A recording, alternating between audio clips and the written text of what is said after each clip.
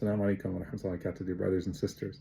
I'm here in the UK, alhamdulillah rabbil alameen, and just coming off of a visit to Canada and then Chicago, and now here in the UK, and seeing, subhanAllah, the response over the last few years now culminate in the size of these gatherings and the stories of people that have shared how Yaqeen has impacted them over the last few years, alhamdulillah. Even people embracing Islam, alhamdulillah rabbil alameen, just in the last few days, that have been watching Yaqeen's content over the last 2 years and 3 years specifically, as we were all hunkered down at home during the COVID pandemic.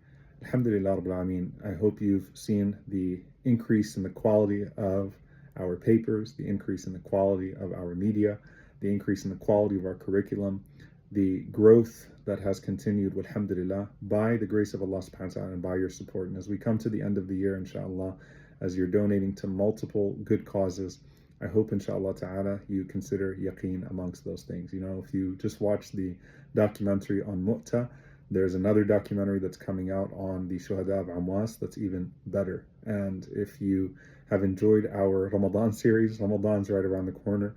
Wait till you see what we have in store for you this year, inshallah ta'ala.